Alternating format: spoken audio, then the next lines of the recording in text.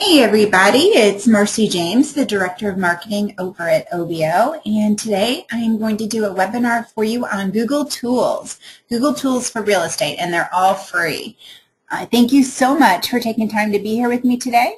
I appreciate it, and just before we get started, I don't have a moderator on the call with me, so if you have any questions during the webinar, type them into the questions panel that is on your GoToMeeting menu bar, and then after I go through the slides, I will come back to the questions and answer all of your questions, all right? So you should be able to see my screen. If you don't, click on the little blue or yellow flower icon that's in your system tray, and that should pull up the screen for you, and then you should be able to see my screen, which says Google Tools for Real Estate. All right, let's go ahead and dive into this. We're going to go over probably about 10 different tools today. And the first one we're going to talk about is your Google profile, because this is a tool. And before you can have any Google tool or app, you have to create a Google profile. So it's the very first thing you're going to do. And it's important for that reason, but it's also very important for another reason. If you do a Google search of yourself, now you have to be signed out of Google when you do this, but if you sign out of Google and do a Google search for yourself, your Google profile is probably going to be the #1 search result that you find. And that's what other people are going to find when they search for you. So it's important that you have a Google profile, and it's important that you have it filled out richly. So let's head over. I'm going to just go over to my Google profile real quick. I think I can get there from here, actually. Nope. Okay. Let's head to Google. I'm going to go to my Google profile. So here's my Google profile. And if I click up here on the little blue box that says Edit Profile, I'm going to clear so we can go in and I can show you how to edit this. So this is where I want you to go in, and you can change your contact settings in here. You can edit any of these fields that you see. So you should have a nice little introduction about yourself. You should have a bio in here. Any other information you want, links to your website should be included. If you are a blogger, you need to get blog authorship.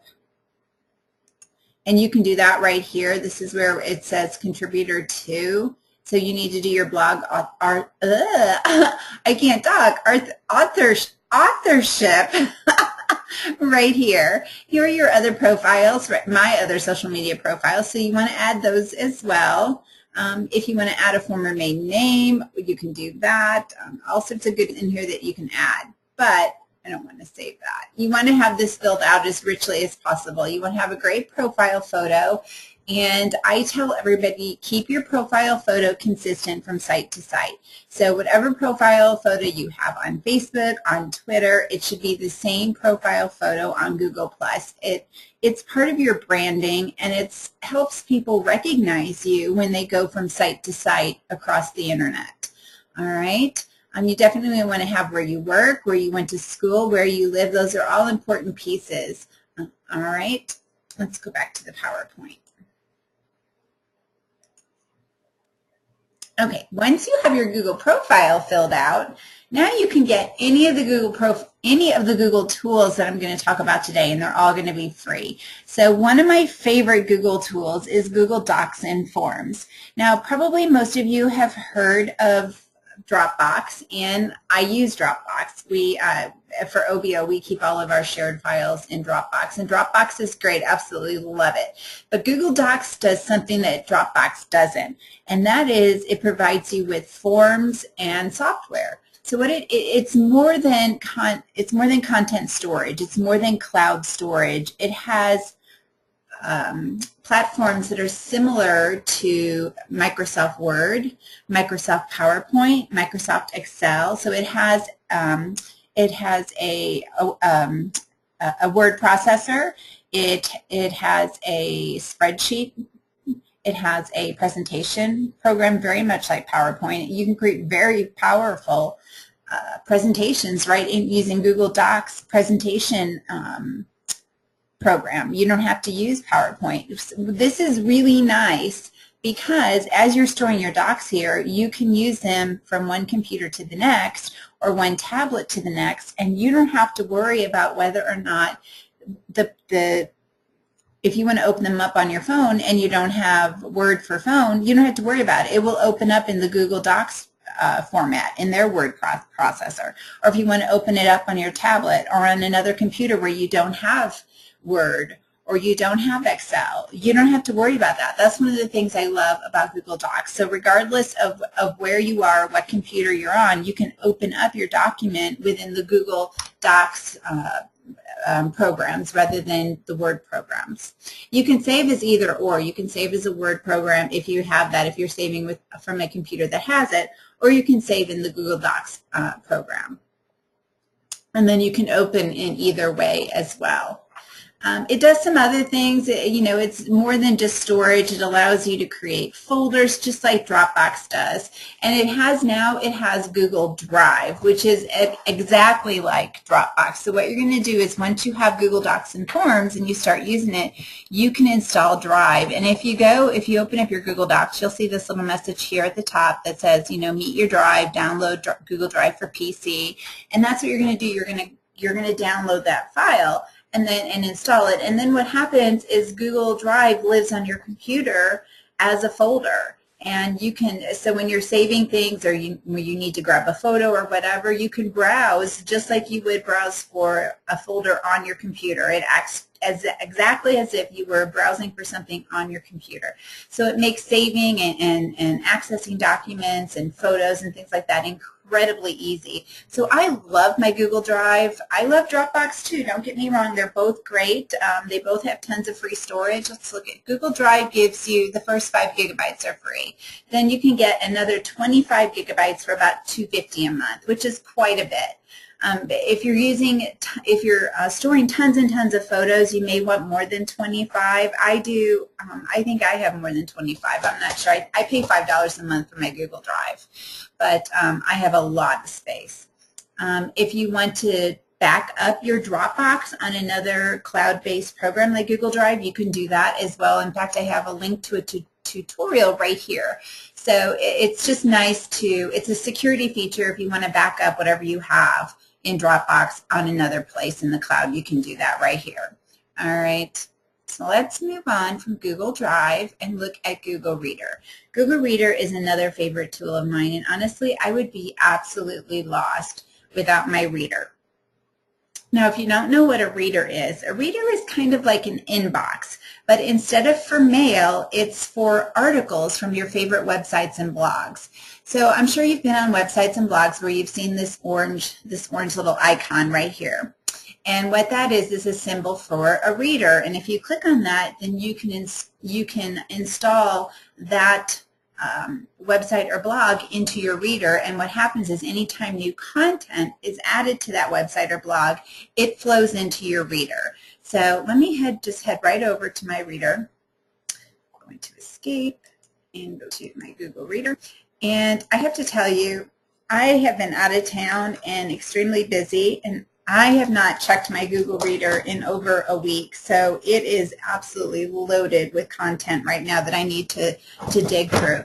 But one of the things I love about my Google Reader, so I have an area for PR on my Google Reader, and lots of different websites where I pull everything from Danny Brown to Blue Focus Marketing, different websites that you'll see listed over here in the left-hand column, Inbound Marketing, Jeff Bula's. So lots of great sites, and what I can do is I can click on any one of those sites, and what I normally do is I just browse at what's there. So I'll look at, these are the headlines that are showing. So I see 11 best SEO tools and key research guides of 2012.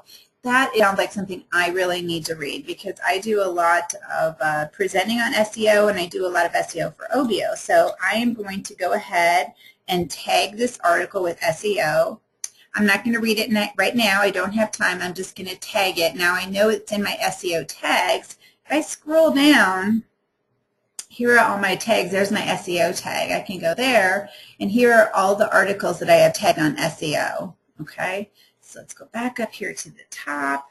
I'm going to go back to this article. Now that article is gone because it thinks I read it. Okay, 5 reasons to dislike social media. I'm not interested in that. 24 more of the best Facebook guides, stats, and rants. That sounds interesting as well. I'm going to tag this one to scroll to the bottom of this and tag this with Facebook.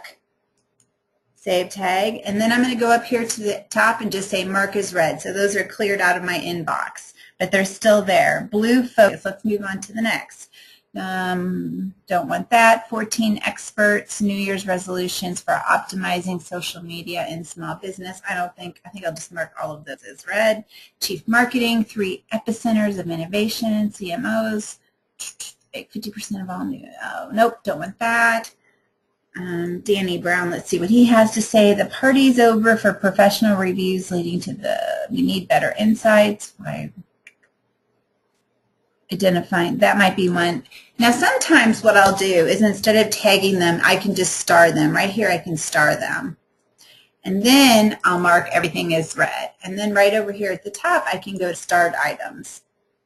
And this is nice too because everything I starred that I want to read, usually I'll star things that I want to read quickly or that I think are really important at the moment, I'll star them. And what's really nice is because my Google Reader is web-based, I can access it from my phone. I can also access it from my tablet or from any computer anywhere, which means I can read my articles while I'm sitting in the chair at the dentist's office, or when I'm waiting for my child to get finished with soccer practice. Wherever it is, if I'm running the bus or the train, wherever it is that I'm at, I can work by reading the articles and just go to the starred ones, read them. I can tag them from here if I want to. I can unstar them. So anyway, you can see that once you get in here, you can create folders. So I have a folder for PR. I have a folder for social media. I have a folder for real estate. I also have a folder for some blogs I'm following. Robert is my husband, so I have some feeds for him. Facebook feeds, these are just sources that usually talk about Facebook. Small business for small business. So I have a ton of different folders in here. So let me show you how you pull content in. So one of the ways that you can do that is to click right up here on the subscribe button. And you would just search for the site that you want to get content from. So I could say, let's say I wanted to get content from Inman News. And I'm going to click the add button, and it's going to think here for a moment. And then it's hopefully going to give me some results. So here I can see Inman Real Estate News. This one has 1,400 subscribers. This is probably the one that I want. It's the news feed. So I would click subscribe right here. The Inman Next sounds good too. This one is social, mobile, and technology. So I might want to do both of them, but I would click the subscribe button on the ones, because sometimes sites have more than one feed, okay? So once I click the subscribe button, then I'm going to go over here where it says add to folder. Now I can choose the folder that I want to put this in. So I would put this one into social media, since this is mostly social media. So I'm going to scroll down till I find my social media folder there. And then the one up here, if I subscribe to it, I would probably put that in the real estate folder because this is more real estate news. Okay? Got it? All right, that's how you add. You can also go straight to a site and add. So let's go to ovio.com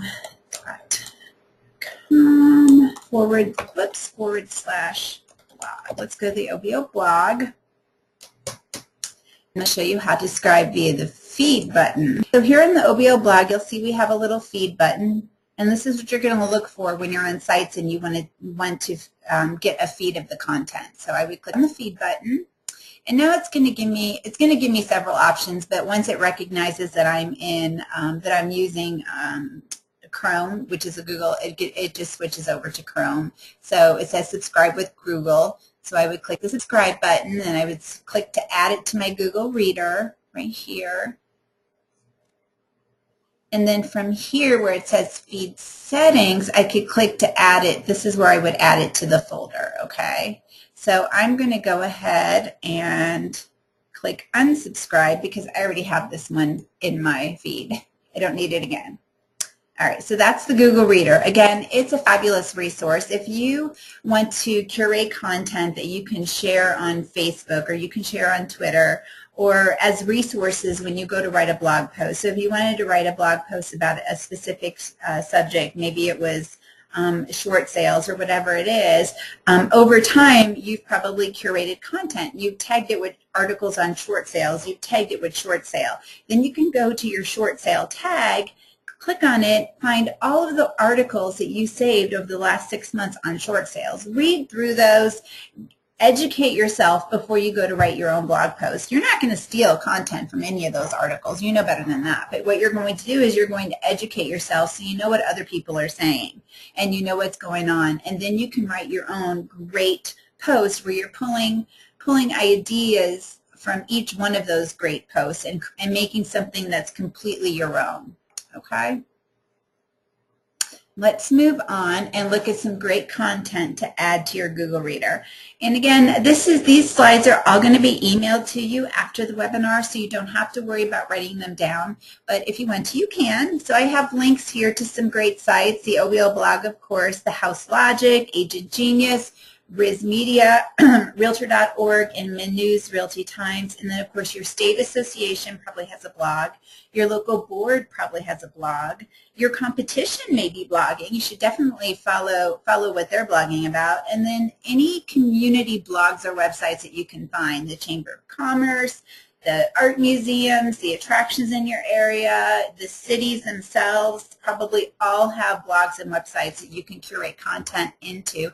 And those are great resources for sharing events and community news and things that are going on within your little geographic sphere. Okay, let's look at Google Alerts. Google Alerts is more than just monitoring your name. Of course, you should be monitoring your name, but you can actually use Google Alerts to bring you some really, really cool information and possible leads. So let me show you how you're going to do that.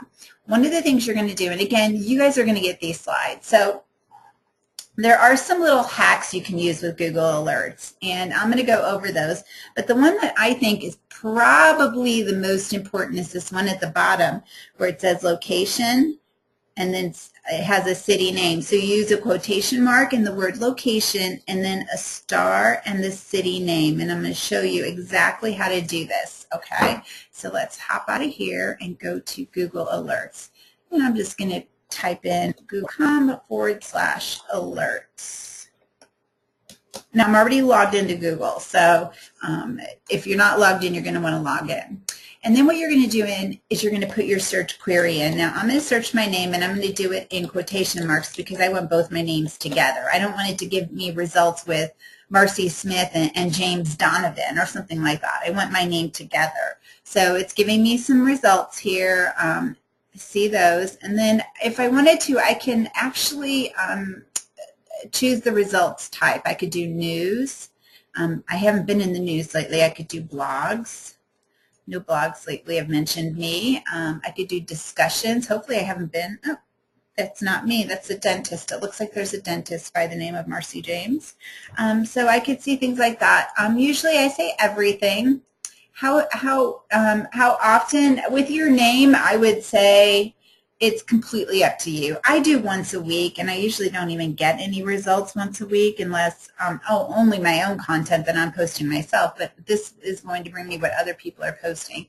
And so I don't get a lot of content, but you do want to be aware if something goes up about you. So you can choose only the best results, or you could choose all results, and then you choose where you want that delivered. You can have it actually delivered to your feed reader, or you can have it delivered to an email address. It's completely up to you, okay? And then you just click create that alert. Okay, so now let me give you a couple other tidbits on this. Let's say I had a common name. Obviously, there's a dentist. I could say if I was getting a lot of results with that dentist name, I could say minus, whoops, I could use the minus symbol, and I could say minus DDS. And then, let's just see, I think I saw that in discussions. Let's see, DDS. It's still coming up. Let me see if I do this. So there we go, that got rid of it.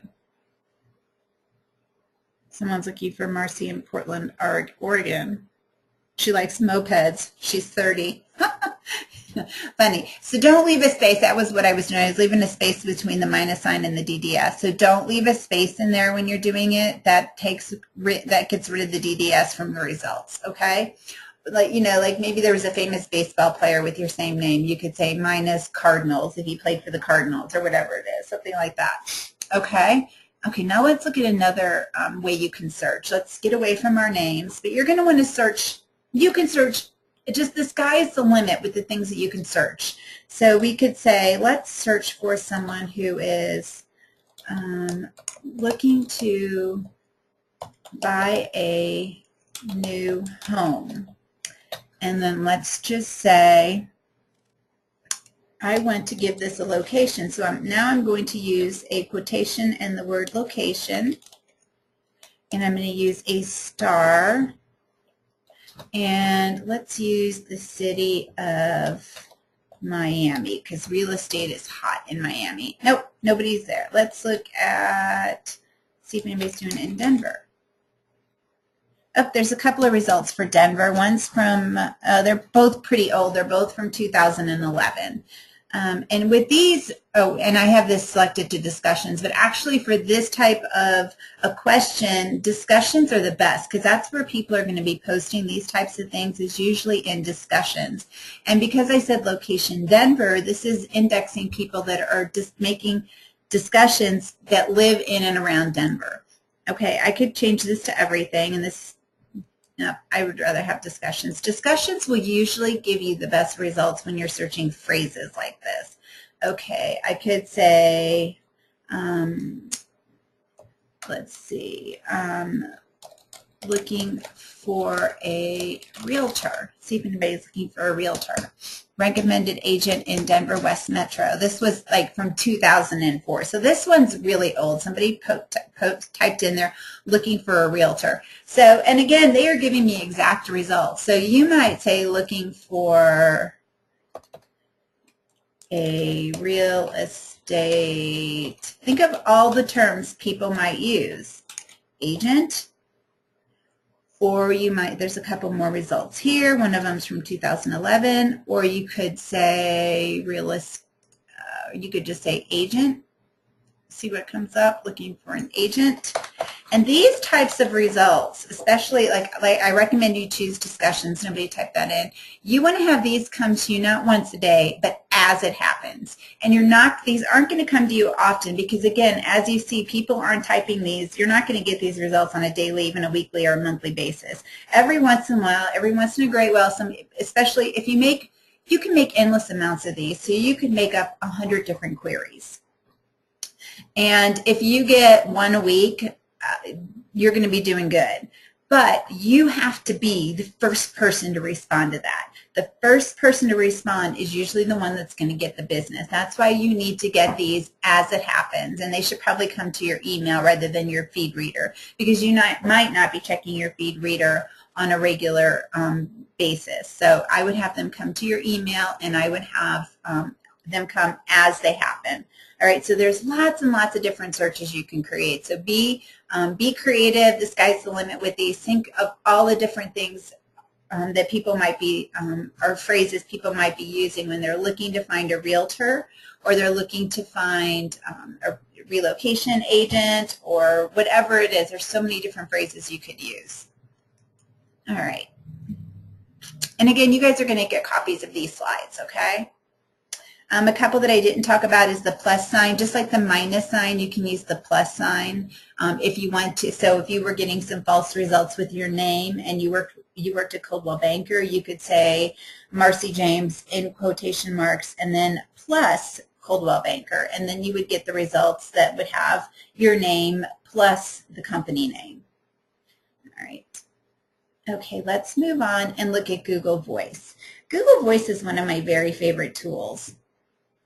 I've been using it for probably about 5 years now, 5.5 actually. I moved from Denver to Fort Lauderdale back in '98, and I stayed in the Fort Lauderdale area for about 8 years before I moved back to Denver. And during that time I was in Fort Lauderdale, I got a phone number, a 954, which is the Fort Lauderdale phone number, a 954 area code. And I had that, and when I moved back to Denver 5.5 years ago, I didn't want to change my number. I really loved my number. I used it for business. Everybody knew it, and I didn't want to get rid of it. So what I did was I kept it. Plus, we were on a family plan, and we couldn't change just one number because of the family plan. If we changed one number, we had to change everybody's. And I had, kids in college and teenagers at the time, and of course, none of them wanted to change their phone numbers. So we just all kept our 954 numbers, and 5 years later to this day, we still have them. Most people have long distance, and it's not a big deal to have an out-of-area number, but I still wanted a local number. I wanted my a 303, which is a Denver area code number. So I went to Google Plus, I went to Google Voice, and I got a free 303 number. So I now have a 303 phone number, and what happens is I just go into my Google Voice admin area online, because I have one online. I also have the app on my phone. So I go in online and I say, I want all of my Google Voice numbers coming into my cell phone, and I have my cell phone number in there. So they all go directly to my phone.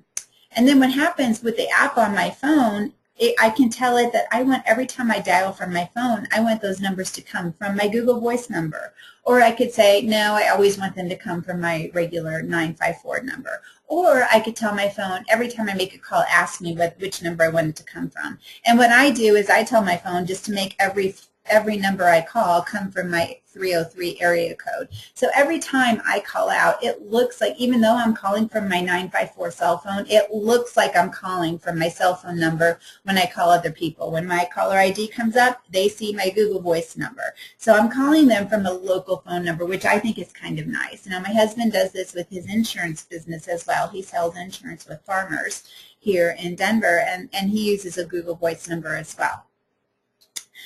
Some of the great things with this is that on days when I'm working in the office and I'm going to be in the office all day long, I can change my Google Voice to go, instead of to my cell phone, it can ring into my office line. Nobody knows they're calling my office phone and not my cell phone. They don't realize what phone they're calling me on, but it allows me to pick up those phones on a landline, which is more comfortable for me to talk on. And it saves me money because I don't have to pay for those minutes that I'm not using on my phone. So for that reason, I love it as well. If I go on vacation, if I were using this strictly for business and I went on vacation, I could easily transfer that number to an assistant's phone. Or if I used it strictly for business and I had a partner, I could say, Monday, Wednesday, Friday, and Saturday, I get the phone calls. Tuesday, Thursday, and Sundays, you get all the phone calls. So we could kind of split up the numbers. If I were using it as business as well, I could set up a calendar and a timer within my Google Voice back office, and I could say, from 9 to 5, I want all of these numbers to be transferred right to my cell phone. After 5 o'clock, they should go directly to voicemail.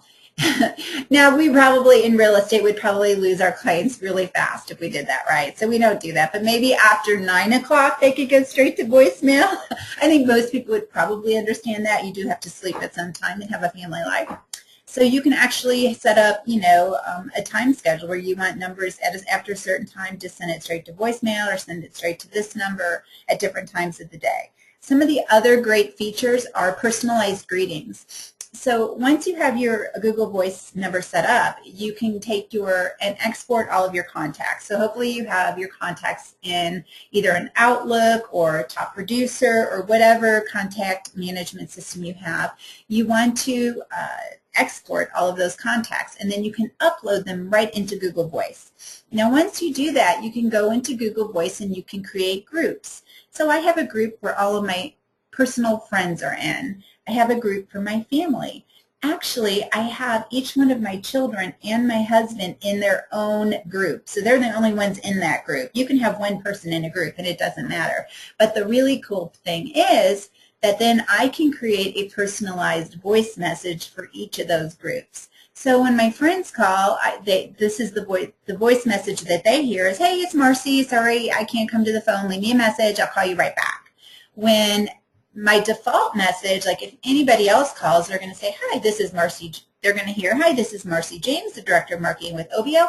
I'm sorry that I missed your call. If you need to place an order, blah, blah. And it's a really long message because I have to give them directions on who to call if they need to place an order. So they hear a much different. Now, each of my children and my husband, they each have their own special message as well that's personalized just to them, which is really, really fun. So you can create some really cute, funny messages just for your special loved ones if you want to. Other things you can do are international calling. Another really handy feature is the text to email, SMS to email. You can share voicemails if you want to. So if you have a voicemail and you need to forward that to your partner or your assistant or someone else, you can do that. You can block callers. You can screen callers. You can do conference calls. You have an online, another really, really great resource or tool or a reason to use it is that you have an online record of every call, text, and voicemail from each number. So if you're working with a certain client and there's an issue, you can go into your Google Voice online account and get an access every voicemail, text, and phone call. You can see every call that was made to and from that number, every voicemail that you received, every text that you received or sent for that number. So for that reason, it's a great business tool as well. And then, of course, one of my very favorite features is the voicemail transcription. So right on my phone, the app, there's a widget that comes with the app. So whenever I have a voicemail, I look at the widget, and it has, I can actually usually see within the widget the first 2 or 3 sentences of the voicemail. Now, the transcription is not perfect. It does make mistakes, and sometimes they're very comical. But usually I can look at the number and I can look at the transcription and get a really good idea of what that voicemail is about. And I'll know, okay, I need to call this person back immediately, or I'll say, oh, she just wants me to add her MLS number to the order. Okay, blah, blah, blah, I'll go in and add the MLS number and done. So, you know, depending on what the message is, I may or may not have to call them back, but I love seeing those voice transcriptions because it saves me so much time. I don't have to dial into my voicemail, listen to each message individually, write down, you know, what I need to know, things like that. It's all written right there in the text transcription. So I love the transcription. Even though it's not perfect, it does make a lot of mistakes. So again, the phone app is fabulous. They make it for iPhones and Androids, and then the online dashboard is fabulous as well. You know, one of the really cool things with the online dashboards as well is you can send, and I do this all the time, I send text messages with my when I'm logged in online or when I'm on my tablet. So I could be on my tablet and I could be texting back and forth with my daughter or while we're watching TV. And it's just easier, you know, I'm old. It's easier for me to text from my tablet than it is from my phone because the buttons are bigger and easier to see. So, okay, Google Calendar, another favorite tool. Google Calendar comes in handy for lots of reasons. Again, it's web-based, so you can access it from any tablet, any phone, any computer, anywhere because of that, because it's web-based. The other really cool feature is that it's multiple calendars in one. So if you look over here on the left-hand side, you're going to see some different colored icons. Each one of these actually represents a different calendar. So I have a calendar called Marcy James. I have a calendar called Blogging Editorial. I have tasks in here. I have a Twitter Queen calendar. So each one of these has its own unique color. So I can see everything that's this pink purple color are my blogging editorials. And I have, of course, if you're a blogger, you should have an editorial calendar so you know exactly what you're going to be blogging about every single day. It keeps you on track. So my blogging editorial calendar, not only does it show on my calendar, but I have that one shared with the powers that be at OBO. So they, too, can see what I'm going to be blogging about each day. The light blue, which is my personal calendar, which is mostly what's showing up there right now, are birthdays for friends and family members. That's just personal stuff. They don't see that because that's my calendar. I didn't share that with anybody. That's just my stuff. If I had doctor's appointments or dates with friends, I would put them in the Marcy James and they would show up as light blue. And nobody else would see that. Because I've only shared the blogging calendar with the guys that I work with. So you can do the same thing. If you have a calendar where you want to save, showings, you can make that calendar actually public. You could save it with a particular homeowner, a particular seller if you wanted to, You could set up showing times and days with a buyer that you were going out with. You could share a calendar with them as well. So there's lots of great reasons why you might want to share some of your calendars. Another cool feature is that there are lots of public calendars on Google, and you can actually search for those. So you can go down here where it says other calendars, and there's a little search field.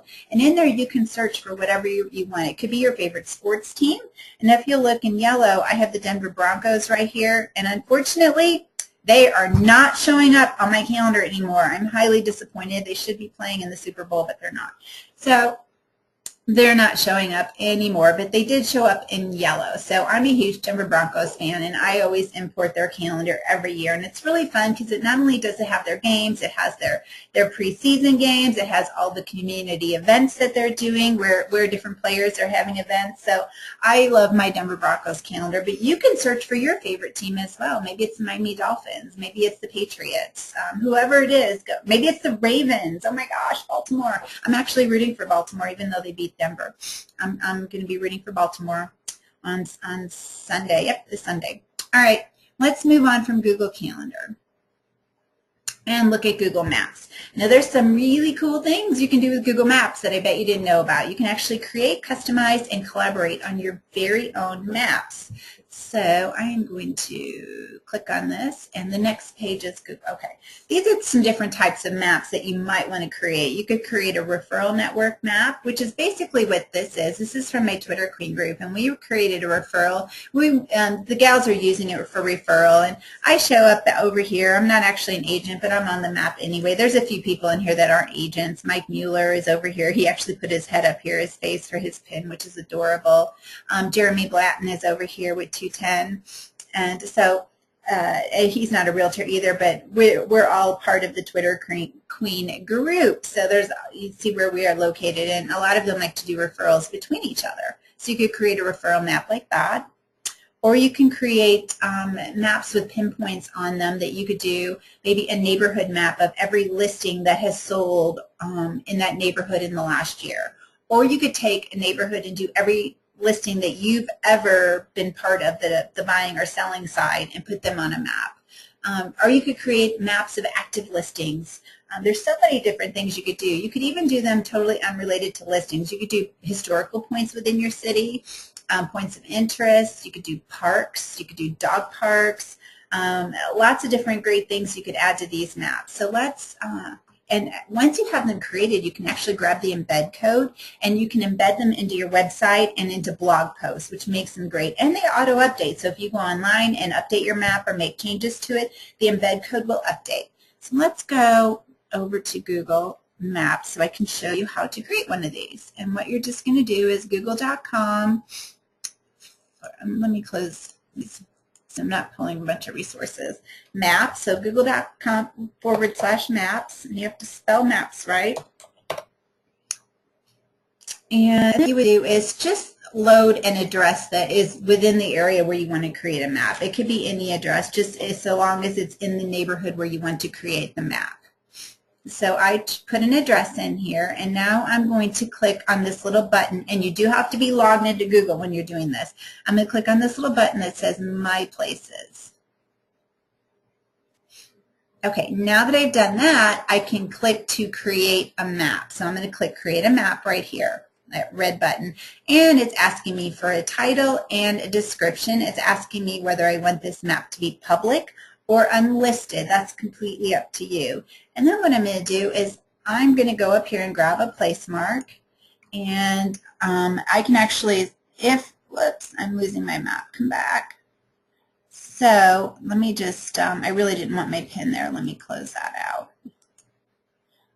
I wanted to scroll or go in a little bit just so you guys can see the actual plots. So once you really narrow down, you can actually see the plots on these maps, which comes in pretty handy. And you could grab your pin and you can say, okay, here's my listing. I'm going to put the pin mark right there. Now I'm going to give this pin a title and a description. And the really cool thing about this description is you can actually paste HTML in here. So let's say you're an OBO user. Every one of the OBO tours has an HTML code. You can grab that code right from the tour viewer. It's in the tools section of the tool viewer, paste it in there, and you've just embedded the OBO tour of this listing into this map, which I think is just way cool. So you could also just type plain text. You could put links to your website. You could put a great description in here and a link to the listing on your website. You can also customize these pins, which is really fun. So especially if you're creating a map with different points of interest on it and things like that, you can grab all sorts of cute little pins.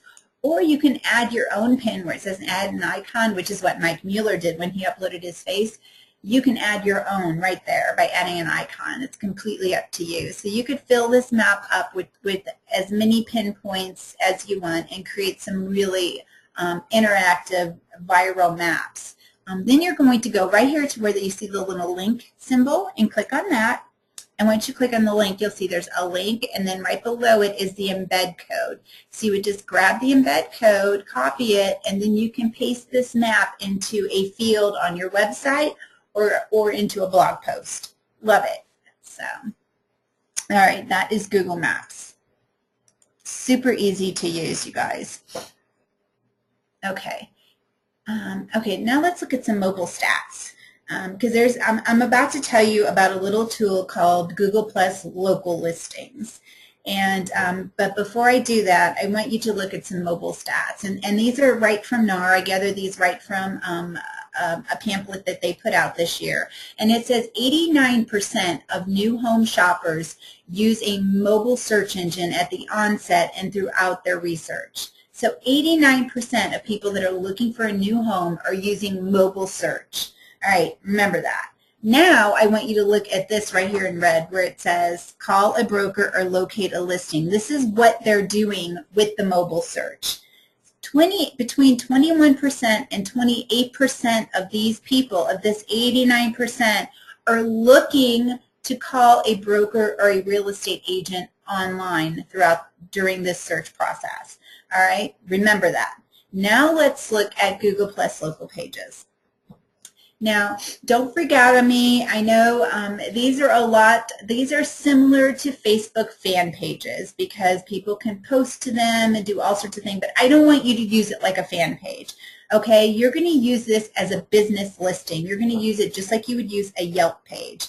And the reason why you're going to create this Google local page is because it's indexed not only by Google mobile search, but it's also indexed by Google search, regular Google search. So on any device where someone is using Google, it's indexed. On all mobile search, on all Android mobile search, on Google Maps, and on Google Places. So anybody searching within Google Places or within Google Plus would find it as well. And then there's also the ability that Google Plus bought Zagit's review system, I don't know, about a year and a half ago, and they've incorporated that into the local pages. So consumers can actually rate and review your business just like they could on Yelp. Only the reviews in Google Plus are actually even better than the reviews on Yelp because the Zagit's review system is really phenomenal. So I love it. But anyway, let's look at how to do this. And again, I want you to remember that these Google Plus local pages are incredibly powerful for search because what happens is if someone is searching on a Android device, Android devices default to Google. And so especially, so when someone searches, Google is going to give these local pages priority. And in fact, if someone does a voice search on their Google or on their Android phone, voice search indexes Google local pages. So when they're searching, they're indexing these Google local pages. And if you don't have a page, you're not going to be found. All right? It's just like if someone has an iPhone 4S or higher and they use Siri indexes Yelp. So if someone goes to Siri and say, hey Siri, I need a realtor in Denver, Siri's going to go index Yelp, and it's going to pull up the agents with the highest and the most reviews. Just if they were searching on a Google phone, if they are an Android phone, and they said, hey, it's Google Voice on an Android phone. They said, hey, Google, I need a realtor in Denver. Google is going to, or the Android phone is going to index the Google Plus local pages. So you need a Google Plus local page and you need a Yelp account both. And then you have mobile pretty well covered because most people are searching on one of those two devices, either an Android or an iPhone. Okay? So let's go over here because I want to show you real quickly how to set this up. So what we're going to do is I'm just going to click on my Google account, go there. Okay, so once I'm in my Google account, let this all load up here. I'm going to go over here to the top right-hand corner where you see my thumbnail, and there's a little drop-down arrow. I'm going to click on that, and then I can see where I have a couple different pages that show up here. If you didn't, you'd probably just see Google Plus pages, something like that. Something like this button right here. You're going to click there. And then at the top, you're going to see this red button that says Create a New Page. You're going to click on that. And you're going to choose local business or place. This is key. You must choose local business or place if you want your listing to be indexed. Okay, you absolutely must. You cannot click on service, product, brand, other. You must choose local business or place. All right, so that's what you're going to choose, and you're going to set up your business from there. Now you do have to give Google Plus a local address.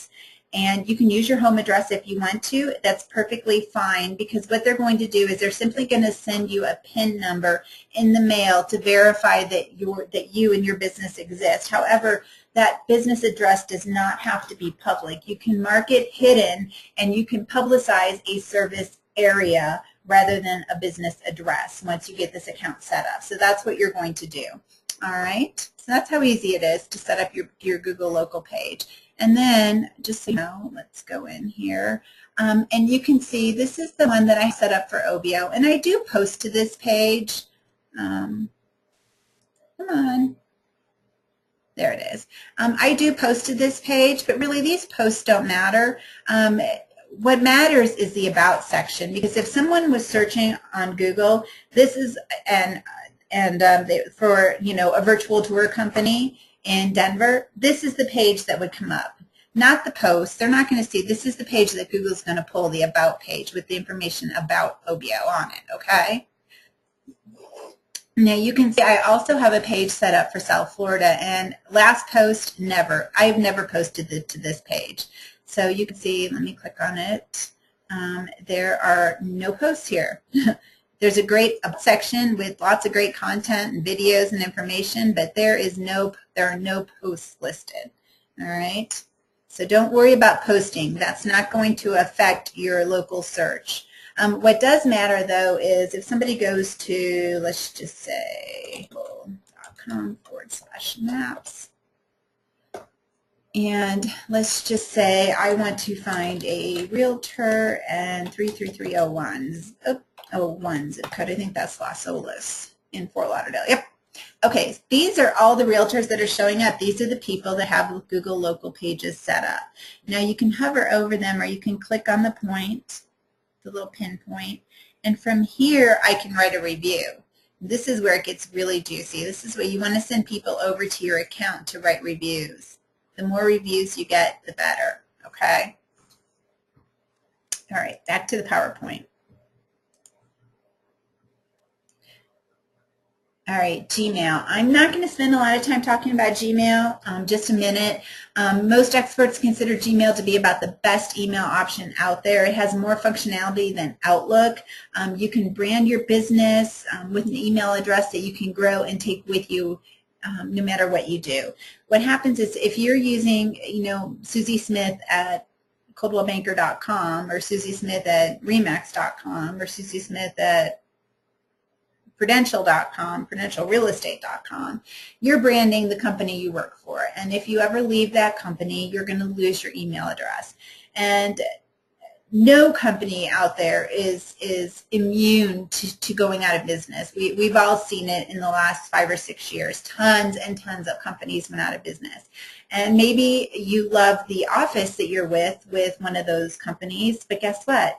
They consolidated. They shut down that office, and now they want you to travel, 20 miles to get to another office, and you don't want to do that. So you're going to change companies. Or for whatever reason, you may be changing industries. Maybe you don't want to be a realtor anymore. Maybe you decide you want to sell insurance. Well, guess what? All of your contacts, you've lost because that email address belonged to your broker. Those people can no longer reach out to you. So if you brand your own email, if you use a platform like Gmail, you'll never lose your contacts ever. They will always be in there. It's great for organization. It has great spam filters. It just has endless amounts of apps and tools that you can use with it. Which make it really, really fun. The functionality of it is incredible. So I highly recommend Gmail. Okay, let's look at social search. I want to explain what social search is before we look at the next tool real quickly. Social search, if you are logged into Google, into your Google account, and you go to Google and do a search for anything, it's going to pull up some personalized results that are based on your social circles.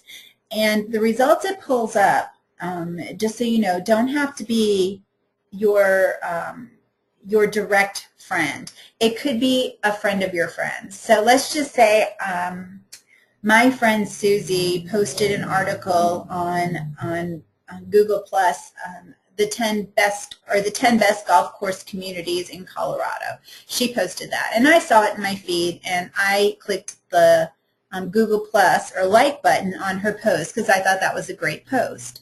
Okay, this is my friend Susie. Okay. Now my friend Sam, who doesn't know Susie and they're not friends, is doing a search for golf course communities in Colorado. Guess what?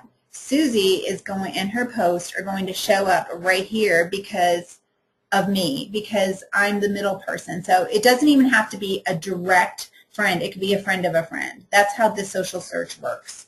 And it doesn't go beyond that at this point. That's as far as it goes. But as long as one of your friends clicked the like button on that article, they use that as social proof. Your friend Susie, or basically your friend Marcy, is recommending this article that Susie wrote. All right, that's how it works. So that's how social search works, and these results will show up. So I did a search for how to optimize photos for SEO, and you can see that out of the top 3, so this is a paid result. You can barely see it, but it's kind of in pink. Okay, so that is paid. The rest of these are unpaid, just standard, and there's a term for it, and I'm blanking on what it's called. Generic results. They're pulled out of search. And 2 out of the top 3 of them are social results. You see the little person icon. That means they came from the recommendations from my social network or my social, Facebook, Twitter, it could be Google Plus, whatever it is. But Google Plus is definitely the most powerful because guess who owns Google Plus? It's Google. So social search is becoming very, very important. And the reason I want you to be aware of it is because, of course, Google Plus is the next tool I'm going to talk about.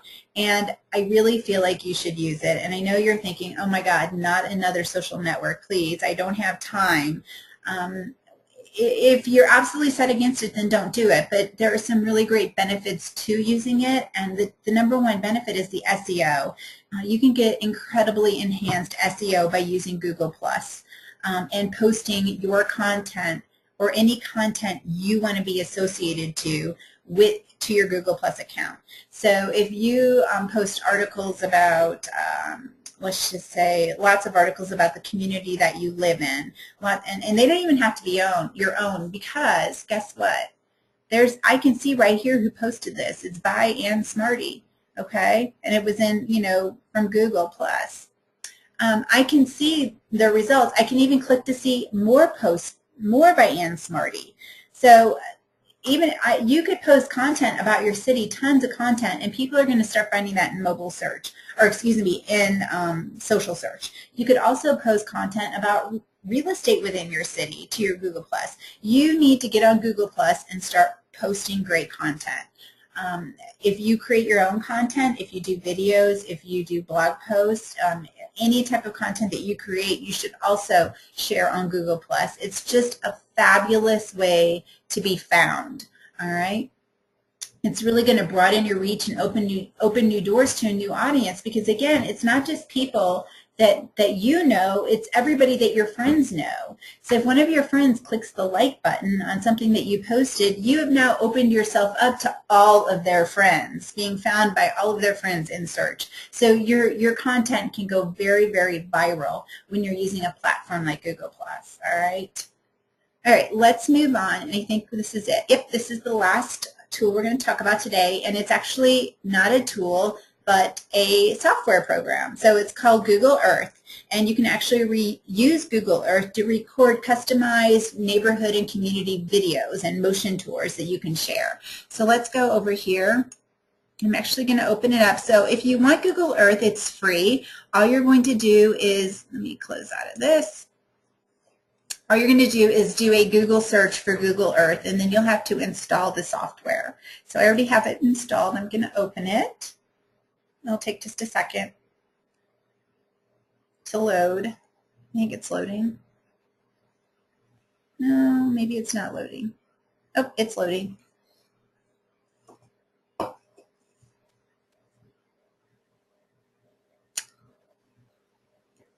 And stop. All right, this is Google Earth. So what I would recommend that you do is have an address of a property. Say you're working with a relocation client, and he is in town working. His wife is 4,000 miles away, wherever, in Alaska or wherever, and she can't come see the property. So she loved the virtual tour, she loved the photos of the house, but she wants to know more information about the neighborhood. So what you could do in Google Earth is you can actually create a little neighborhood tour for her. And it's really not that difficult to do. So what you would do is you would just find the addresses of all of the locations that you want to take her to. So what's the address of the listing itself? You would put the address of the listing in. So it would just be 130. I'll just do 138. Whoops, and actually 138.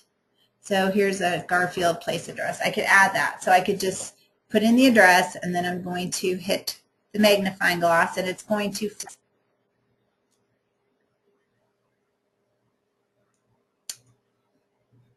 Okay, so there's the address, and that is actually the address of the elementary school, which is why it came up. I already had it plugged in there. So what I would do, what I did, and then you can take the little pin mark up here at the top, click on the pin, and then just like you did on Google Maps, place it where you want it, and then you give it a name. All right, so that's how you do. And what I did was I already went in here, so I added the listing itself. I put in the mall, I put in the high school, the middle school, the elementary school, the Little League fields. I put in Invesco Field. Actually, it's Sports Authority Field now where the Broncos play. So I put in all of those things into this map. Now I'm ready to go. So what I would do is here's the listing. So I could actually scroll right down to the listing. And I could say here, I could start here if I wanted to, and I could say, hey, Susie, I created a little, oops, I forgot. First thing you're going to do is go up here to the top, and there's a video camera, and right here, and you're going to click to record a tour. And it's going to record your screen and your voice. So you can say, hi, Susie, here's your listing. I just wanted to show you how close you are to the elementary schools. And then I could go over right here and click on the school, and it's going to fly to the school. And you can see there's a great green belt that you're going to take right over to the school. And then from here, I could click to go back to the listing. I know you have one in middle school, so I also wanted to show you where the middle school is.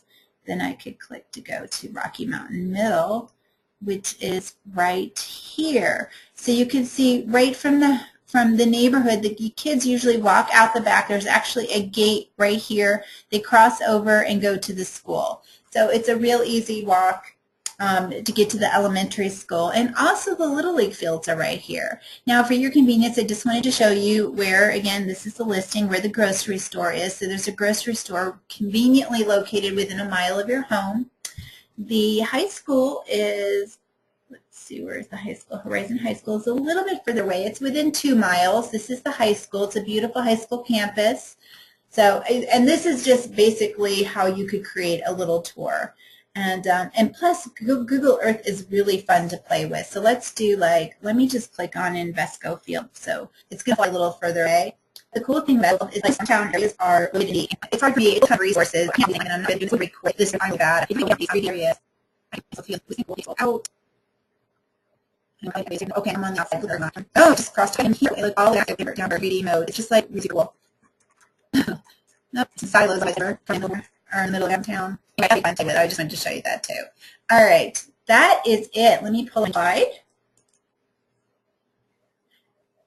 And with all of my contact information on there, so you see my email address. You'll see facebook.com/sayobio. That's the OBO fan page. I hope you'll head over there and click that like button for me. Facebook.com/marcy.james is my Facebook page. And if we're not friends, I'd love to be your friend. Send me a friend request. Or you can just click the subscribe button to subscribe to my public updates, because 90% of what I post publicly anyway.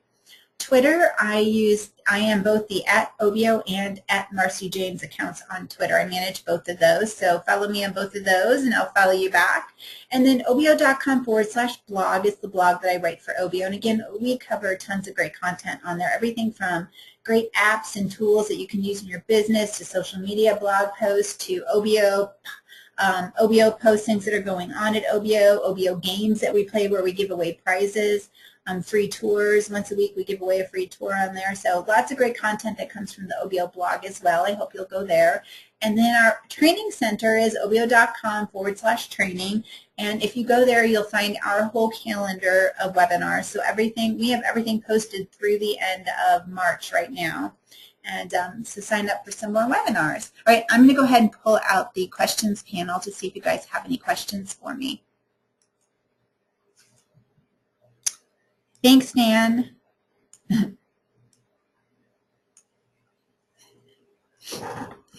Thanks, Susie.